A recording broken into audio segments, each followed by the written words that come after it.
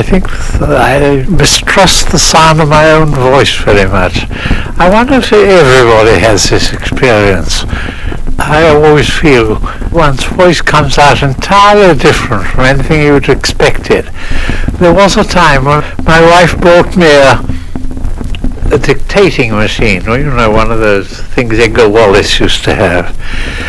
And I started to dictate a G's novel, and I had to stop after the first paragraph. It sounded too awful. It sounded like a very pompous clergyman.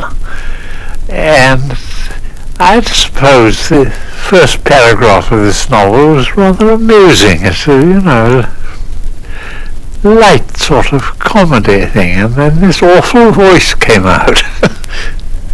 Still, it's the only one I've got, and the public will have to bear it as best they can.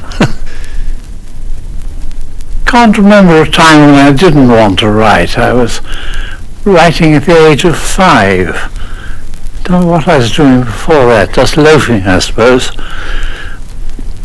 If you're an author, you're supposed to have had a hell of a time at your public school. But I never did mine. I simply loved my 6 years at Dulwich. Originally supposed to try for the Navy, but it would have been peeled from my eyesight. And I fell in love with the grounds of Dulwich when I went to see my brother there. And I asked my father if I couldn't give up all idea of the Navy and go to Dulwich. Before, I've always been rather lucky. I was saying, before that I was, my parents were in Hong Kong, you see, they had to go out to Hong Kong. And I was left with some people in Croydon. And rather like Kipling, only Kipling had a frightfully bad time, and I enjoyed my time thoroughly there. Anyway, they finally got to Dulwich. Had this excellent time there. And then the trouble was, what was to become of me after I left school? Because Wolf was not actually winding at the door, and there was always a little something in the kitty for the butcher and the grocer, but the finances would not run to anything in the nature of a splash. My father had retired and was living on a pension, and it was paid to him in rupees. And all the dirty tricks being paid in rupees is the worst, because it was always jumping up and down and throwing fits. Just about the time when I was leaving Dulwich, I was going to try for a scholarship at Oxford. I think I'd have probably got one. Suddenly the rupees started going down. Decided there wasn't enough cash to send me to Oxford, even if I got a scholarship. So I went into the Hong Kong and Shanghai Bank. You may think this is a bit of luck for the Hong Kong and Shanghai Bank, but it wasn't so, because I think I must have been about the worst clerk that ever was. I became a sort of legend in the place. I mean, to this day, whenever there's discussion in the manager's office about a new clerk, and the idea is he's rather bad at his work, somebody's bound to say, oh, but you ought to have seen P.G. Wodehouse. They don't make them like that now. They've lost the pattern. I was all right when they put me in. They started me off in the postal department, which meant that I had to stamp and address letters, and I was very well fitted for that. But when they took me out and put me in the inward bills and the cash and all that sort of thing, I was no good whatever. The cross all young writers have to bear is that while they know they're going to be spectacular successful someday, they find it impossible to convince their nearest and dearest they'll ever amount to a row of beans. Write in your spare time if you really must write, parents say, and they pull that old one about literature being a good something but a bad crutch. I do not blame mine for feeling that a son in a bank making his £80 a year, just like finding it in the street, was a sounder commercial proposition than one living at home and spending a fortune on stamps. So for 2 years I continued to pass my days in Lombard Street and write at night in my bed sitting room. And a testing experience it was, for all I got out of it was a collection of rejection slips which I could have papered the walls of a good-sized banqueting hall. Best you could say of them was some of them were rather pretty. But what I always feel about rejection slips is that their glamour soon wears off. When you've seen one, you've seen them all. The handicap under which most beginner writers struggle is they don't know how to write. I was no exception to the rule. Worse bills than mine may have been submitted to the editors of London in 1901 and 1902, but I think it very unlikely. I was sorry for myself at the time when the stamped and addressed envelopes came homing back to me, but my sympathy now is for the men who had to read my contributions. My parents were living in Shropshire. Nothing would have suited me better than to withdraw to that earthly paradise and devote myself to turning out short stories, which I used to do at that time at the rate of one a day. Then I had another bit of luck. One of the masters at Dulwich, that was Beach Thomas, he subsequently was knighted in the First War as a correspondent, and he was working then on the By the Way column of the Globe, which was a sort of supposed to be funny paragraphs and verses and so on. I asked him if he could get me any holiday work there, and he occasionally took a day off, and I was able to take a day off from the bank. But then came a time when he was going away for his summer holidays, and that meant, of course, somebody got to fill his place for 5 weeks. And if I didn't do it, the job would go to somebody else. It took some thought, but I decided to resign from the bank, and I went and worked for the Globe. And it worked out all right, 'cause I made enough to live on the first year, and after that I made quite a bit. Well, there were two of us. There was the head of the column who got £5 a week, and me who got £3 a week. Eventually the top man went off somewhere else, and I got his job, which of course was wealth in those days. My rooms cost me bed and breakfast a week, and getting £5, I felt like buying cars and things. That must have been about 1902, yes, 1902. And then after I'd been there about 8 years, I went off on my holiday to New York. And when I got there, the first thing that happened was that I sold 2 short stories, one for $300 and another for $200. That's the most I'd ever had in England for a short story, was £10. I thought this was the place to be, so I resigned from the Globe and settled down in Greenwich Village to write. One of my short stories was sold to the Cosmopolitan, the other one to Collier's, so I thought, well, I've got 2 very fine markets there, so I can rely on at least 500 a week, or a couple of weeks. But I never took another story of mine. I suppose I absolutely lacked confidence then. The only time I really did feel as if I was going to get somewhere was when I sold my first serial to the Saturday Evening Post for $3,500, which of course was enough to live on for a couple of years in those days. When I came over here after I sold those 2 short stories, I settled down in Greenwich Village and worked mostly for the pulps. There was an editor called Bob Davis. I don't know how many pulp magazines he edited, but an awful lot. He had one great quality: he'd always supply you with a plot. If you went to him and said, "Bob, I want a plot," he would take a couple of steps up and down the room and give you one, probably something frightful, but he'd buy it. he supplied the plot for a thing of mine when what was it called? I think it was called The Coming of Bill, written about 70 years ago. Jenkins did publish it as a book, but I've always been rather ashamed of it. But that was a Bob Davies plot. I got to working for Vanity Fair, which was rather a swank magazine in those days, edited by a chap called Crown and Shield. Must have at least half a dozen pseudonyms, I think. J. Walker Williams was one of them. You know, Williams and Walker were a famous comedy team of that time. And, half a dozen others. I really practically wrote the magazine those days. It was a good magazine.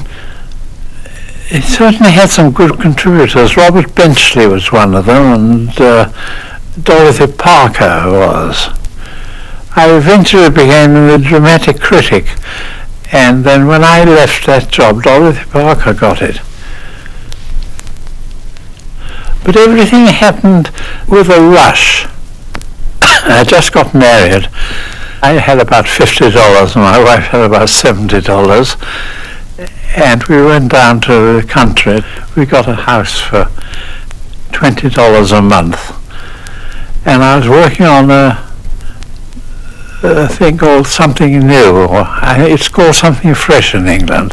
That's the one that sold to the Saturday Evening Post. Never occurred to me I had any chance of getting into the Saturday Evening Post. And then shortly after that, Guy Bolton and Jerry Kern started a series of shows at the Little Princess Theatre. And they wrote a show called Very Good Eddie, and in my capacity of the dramatic editor of Vanity Fair, I went to watch it, and there I met Jerry again. I'd met him in 1906. He and I had worked together for Seymour Hicks and Edeline Terrace. And we did a song called Mr. Chamberlain, at the Aldwych Theatre this was. And we did this song, Mr. Chamberlain, which was a great success. But I hadn't seen him since then, and he suggested that I should join him and Guy in doing the next piece. And we did a piece called Oh Boy, which was a smash hit. And then we did another called Oh Lady, which was also a very big hit. In fact, a bigger hit than Oh Boy, because it played in two theatres at the same time in New York. While it was playing at the Princess, it also played at the Hill Square Theatre, another company. Those were great days for writing shows, because you didn't make so much money in New York, but you made a fortune on the road. For instance, Oh Boy and Oh Lady each had 4 companies out on the road while they were playing in New York. But then at the same time, the Chicago company was playing in a big theatre and doing very big business, and the Boston company, and then the One Night Stand company, so there was a terrific lot of money coming in. I've worked with practically all the composers of those days. Ivan Carroll I did a couple of shows with, and Harry Tierney, the Irene man, mostly with Jerry, of course. Jerry was the most delightful chap in those days. He was sort of just starting. Well, his situation was rather peculiar, because he'd contribute about 2 or 3 songs to one of these Viennese musicals. They'd be the only thing worth listening to. Remember, like he did They Wouldn't Believe Me and things like that. Wonderful chap to have with you. I mean, no manager could boss you while Jerry was around. Charles Dillingham was about the biggest manager going those days, and he went to a rehearsal and heard his number played, and he said, "Is that the way you're going to play my number?" And they said, yes. He just went, picked up all the music sheets and walked out. And he would have given them anxiety to get a song into a Dillingham show. Jerry was the most wonderful man to work with. He was a great showman to start with. That song of mine, Bill, that's in Showboat, that was written for Old Lady. Old Lady was a farcical story, and we thought my Bill was too slow and not the right tone for that sort of show, so we cut it out. Then Jerry, years after, I forget how many years, about 6 or 7, Jerry came to me in Hollywood. I can see him now coming up my garden, and asked me if he could use Bill for Showboat. And I said yes, of course he could, and it was a great hit. Curious thing, when Hello Dolly was in rehearsal, Harold Prince told his partner, they were putting it on, he said, one thing you must do, you must cut out that Hello Dolly song, because it has nothing to do with the show. He was perfectly right, of course. Dolly wasn't planted as a sort of belle of the town or anything like that. I mean, she was just an ordinary middle-class woman, and why everybody in the restaurant should welcome her like that, problem. Of course, he was quite right, but that's what made the show, of course. Ages ago, Guy and I and Jerry wrote a review for the theatre which ceased to exist now, for Ziegfeld and Dillingham, and the boy who played the piano at rehearsals was George Gershwin.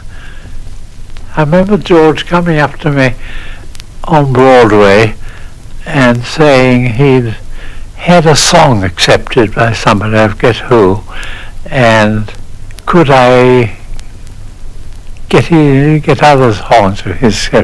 He made a very quick success. I suppose he was always a great composer, but he hadn't arrived by then. Because George's death, age of 37, was a tremendous shock. I've always been a great friend of ours. We correspond a good deal. He always sends me something for Christmas. Usually it's a magnum champagne. This year it was a book about George Gershwin. Equally welcome, of course. Ira and I, we were working about the same time. He was beginning to get shows just about the time when I was. So we've been friends for 50 years or so. Easiest job I ever had was Molnar's The Play's the Thing. Gilbert Miller wanted me to do the adaptation. He gave me this translation of Molnar's lines, and it was a frightfully easy job. All I had to do was, put in an occasional laugh line, that sort of thing. But I think it took me 3 days to do the thing. And it was an enormous success. It was revived here this last season with a sort of stock company. But those shows, Molnar's shows, depend so much on the acting. You have to have somebody very, very good. It was done in London.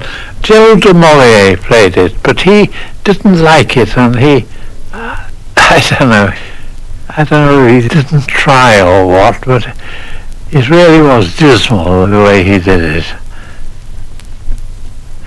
Berlin was to have done the music for a show Guy and I wrote called Sitting Pretty for the Duncan sisters, but I don't know, it kind of fell through.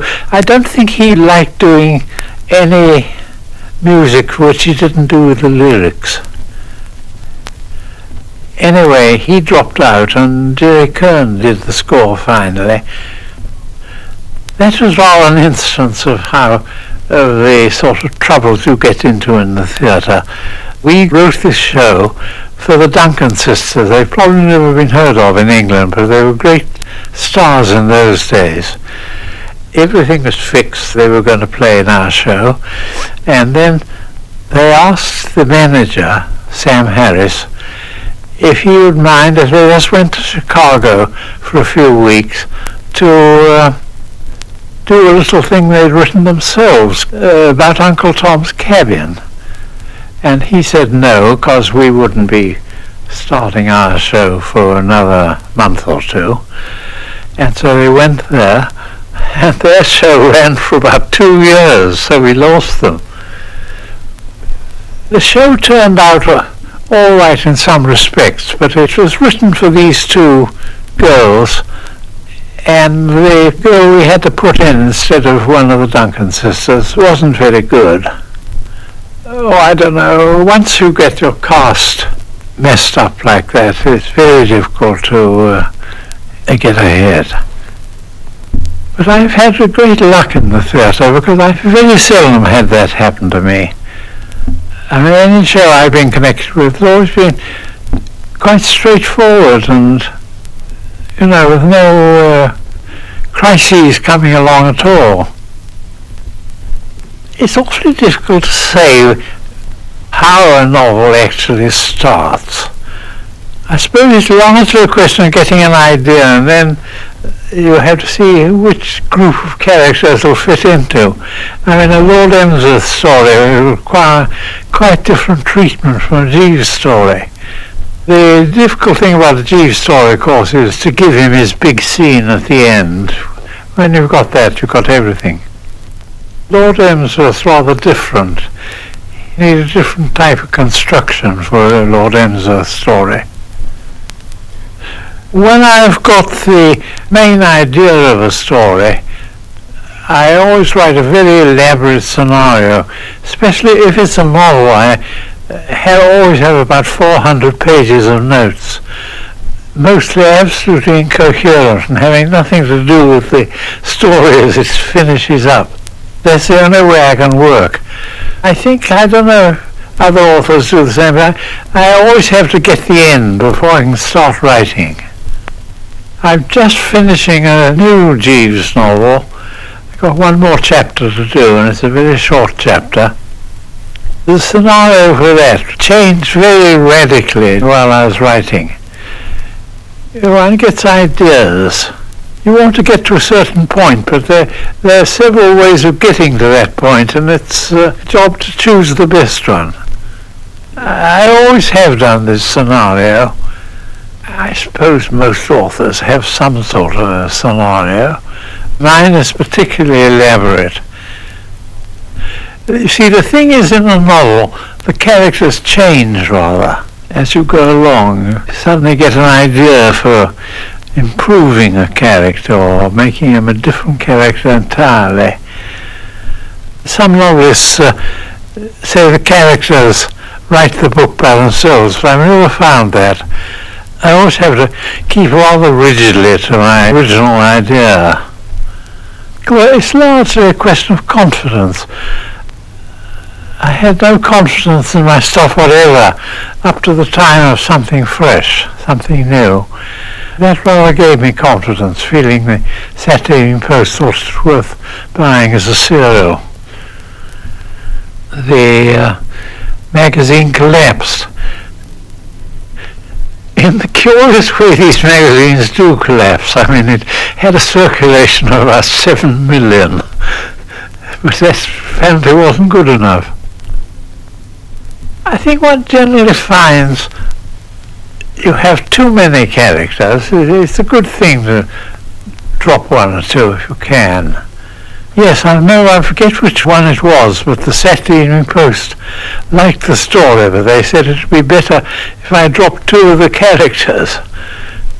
It took some doing, of course. Now, my last book, a thing called Bachelors Anonymous, that came very easily because the whole story was about how to prevent this motion picture magnate from getting married again.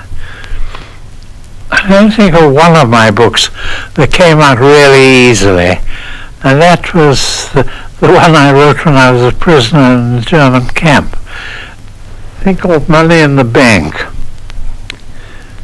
because I had the plot practically complete when I went into the camp, and it didn't give me any trouble in the writing at all.